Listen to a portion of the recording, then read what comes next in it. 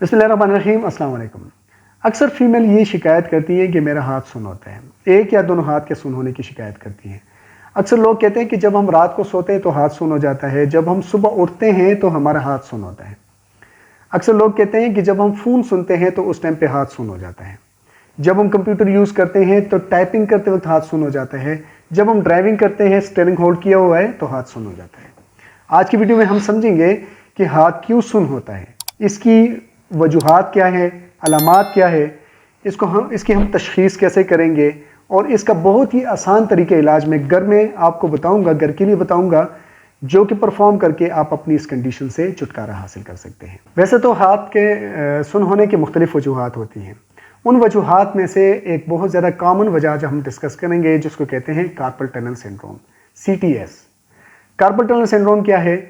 Carpal tunnel के area में, ये वाला एरिया जो है, इस एरिया में मीडियन नर्व की कंप्रेशन को कार्पल टनल सिंड्रोम कहते हैं। इसको कार्पल टनल क्यों कहते हैं? यहाँ पर कार्पल बोन्स है, रिस्ट जॉइंट में यहाँ पर कार्पल बोन्स है। मैं आपको यहाँ पर ड्रॉ करके बताता हूँ। यहाँ पर छोटे छोटे कार्पल बोन्स है, ये देखें, ये इस तरह के कार्पल बोन्स है, छोटे छोटे, इससे थोड़े से साइज में बड़े होते हैं।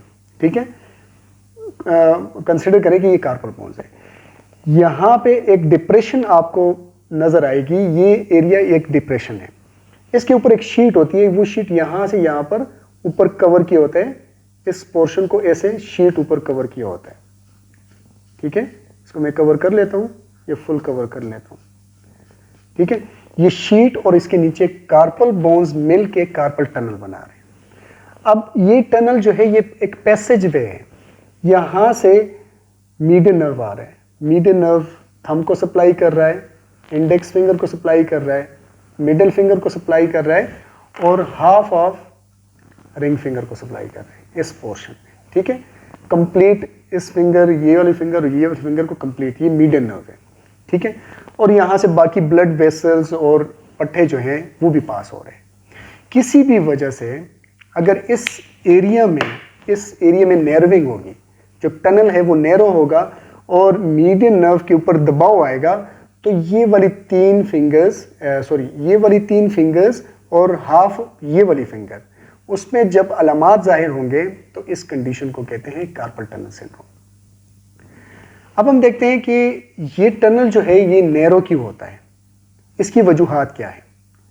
इसकी सबसे बड़ी वजह ये है, ये पैसेज वे जो है ये नैरो तब होता है जब यहाँ पर एडिमा हो, जब टनल में फ्लूइड रिटेंशन हो, फ्लूइड यहाँ पर अकुमुलेट हो। किस वजह से अकुमुलेट होगा? एडिमा किस वजह से होगा? जब भी यहाँ पर इंजरी होगी, इंजरी के बाद इन्फ्लेमेशन होती है तो फ्लूइड रिटेन होता है, तो ये वाला एरिया जो है नैरो हो जाता है और मीडियन नर्व के ऊपर दबाव आ जाता है। इसके अलावा प्रेग्नेंट वुमेन में फ्लूइड रिटेंशन एडिमा होता है, उस एडिमा की वजह से भी ये वाला टनल जो है ये नैरो हो जाता है। इसके अलावा कुछ लोगों में, जिस तरह स्पेशली फीमेल में बाय बर्थ टनल जो है वो नैरो होता है एज कम्पेयर टू मेल, तो उनमें इजीली ये टनल जो है वो नैरो हो जाता है, मीडियन नर्व के ऊपर कंप्रेशन इजीली हो जाती है। तो ये कुछ कॉमन वजूहात थी जिसकी वजह से कार्पल टनल सिंड्रोम डेवलप होता है। अब हम देखते हैं कि कार्पल टनल सिंड्रोम को डायग्नोस घर में आप कैसे पता लगा सकते हैं कि ये कार्पल टनल सिंड्रोम है। जिस तरह अलामात भी जाहिर कर रही है कि कार्पल टनल सिंड्रोम है, वैसे हम क्या करते हैं, हम पेशेंट को कुछ फिजिकल टेस्ट करवाते हैं। फिजिकल टेस्ट क्या है? हम पेशेंट कहते हैं अपने दोनों हाथों को ऐसे करें। ठीक है, इस पोजीशन में होता क्या है कि मीडियन नर्व जो है उस पर दबाव आ जाता है और ये हाथ जो है जहाँ पर वो सप्लाई कर रहा है वहाँ पर नमनेस आना शुरू हो जाती है।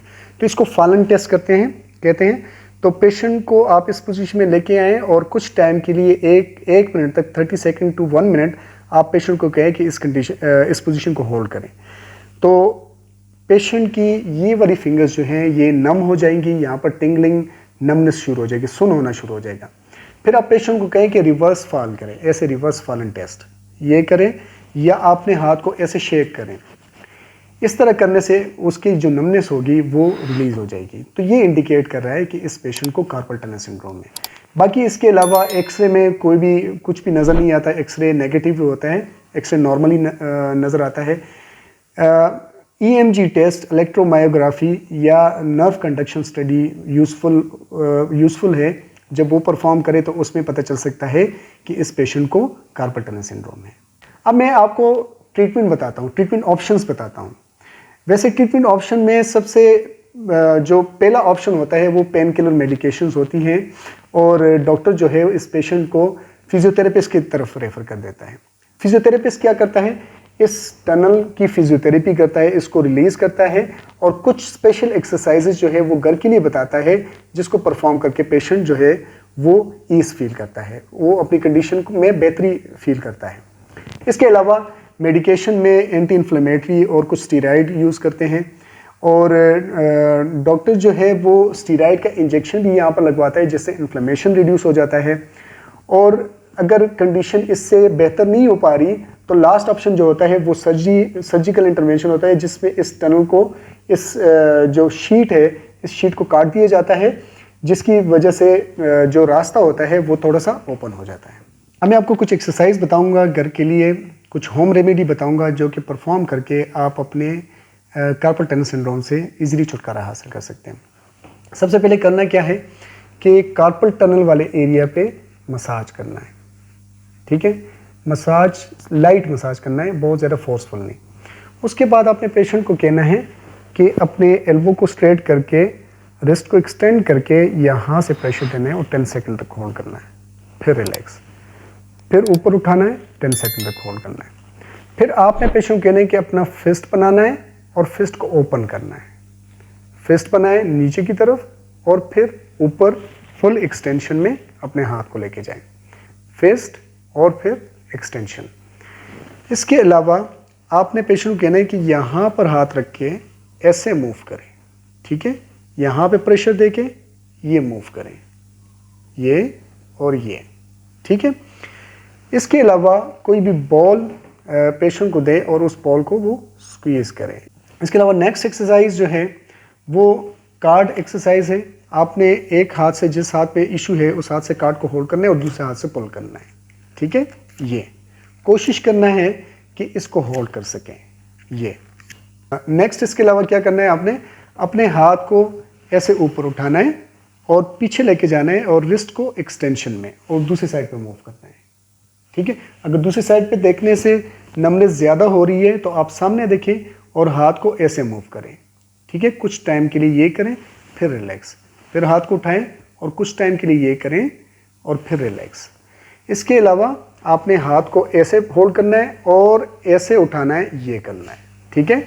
ऐसे होल्ड करें और इसको ऐसे घुमाएं और ऊपर की तरफ उठाएं, 10 सेकंड तक होल्ड करें, फिर वापस लेके आएँ, यहाँ से ये करना है।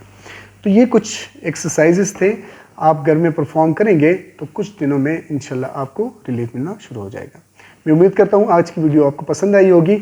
अगर वीडियो पसंद आई है तो वीडियो को लाइक करें, चैनल को सब्सक्राइब करें और ज़्यादा से ज़्यादा लोगों तक ये वीडियो शेयर करें।